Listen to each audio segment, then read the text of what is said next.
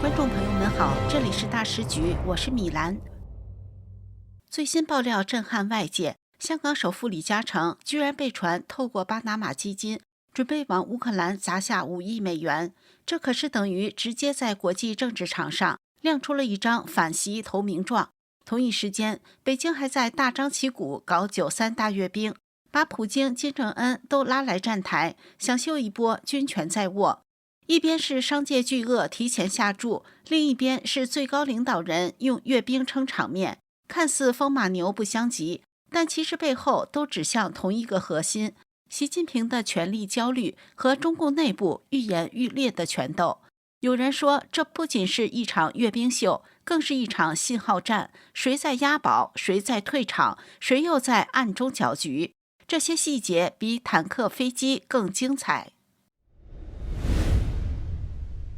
李嘉诚不只是一个商人，他是香港超人。几十年的商界摔打，让他的嗅觉比政客更敏锐。同时，他也长期紧贴北京风向。这次传出他透过巴拿马基金拟向乌克兰捐款5亿美元，虽然官方未证实，但包括 Threads 平台与 X 平台在内的多个渠道已密集爆料，甚至点名这笔钱就是李嘉诚透过境外基金操作。外界对此普遍解读有3层意思：首先是商业布局，看准乌克兰战后重建是超大商机；其次是政治押宝，对外表态站在自由世界阵营，不跟习的俄超1轴心绑死；最后是内部信号，赶在这时出手，代表李嘉诚已经判断反习派有了优势，否则他不会冒险。换句话说，这不单纯是慈善，更像是一份投名状。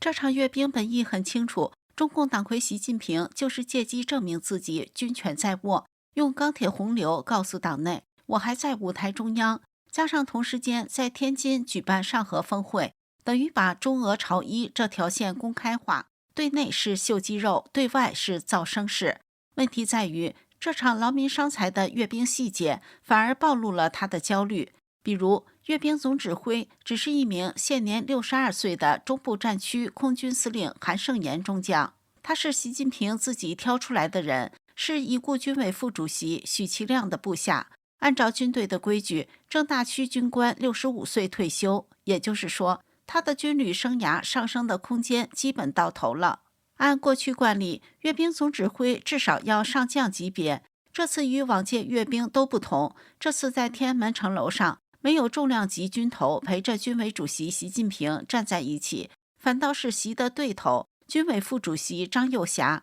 与退休的正国级元老站在一起，获得了正国级待遇，站位引人侧目。这些细节透露出军方高层对习的冷淡。换句话说，阅兵反而让外界看到军心未必跟习走。原海军中校参谋姚成在自媒体节目中说，大阅兵等于大败笔，习近平想连任，于是绑架中国共产党，就是想加速把中共彻底的带到悬崖里面去。习近平现在穷兵黩武的想打仗，他把武器弄出来展示，一打仗，中共21大不要开了，国家进入战争状态，全面实行军管了，他也就自然的连任了。习近平借大阅兵跟美国和西方国家叫板，美国当然不是纸老虎。中国军队的武器装备这10几年来发展得很快，但是形成战斗力是由多种因素决定的，最决定性的因素就是人，而不仅仅是一些武器。中央和国务院政府机构，习近平说了还算，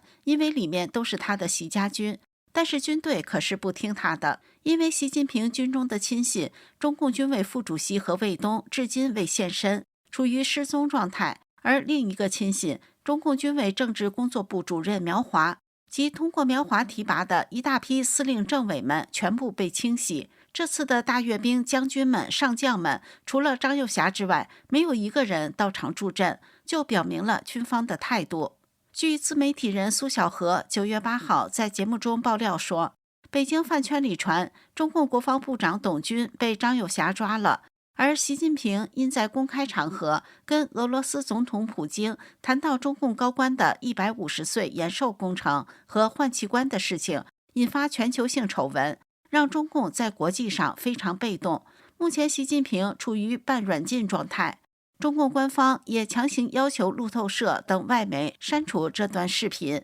由于中共的黑箱操作，上述消息无法从官方获得证实。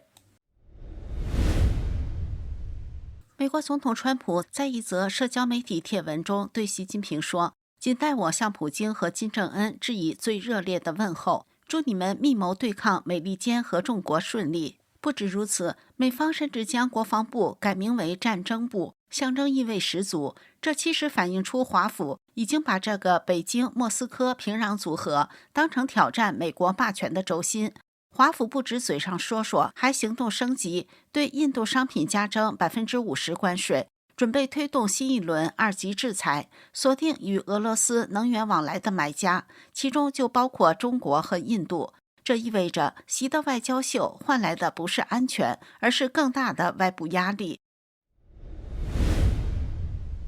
习近平豁出去想打一仗，再以战时状态回避换届选举，保住手中的权力的算盘，是外界最担心的剧本。但现实问题是，军中支持度不足，而张又侠、胡锦涛、胡春华、温家宝等一系列名字背后代表的是党内另一套逻辑：我们要救经济，不要打仗。当下，中国青年失业率超过20%，甚至政府干脆停更这个数字，地方债高筑，房地产泡沫破裂，年轻人一片躺平。大家最怕的不是打不赢，而是打了谁来还房贷，谁来找工作。这样的社会氛围和军队士气，怎么可能真心跟着习去打仗？谁敢开战？对反习派而言，唯一能保住政权整体稳定的是修复与美国的关系，而不是绑死在俄朝这种动荡轴心。历史上，独裁政权确实常常用战争来转移内部矛盾。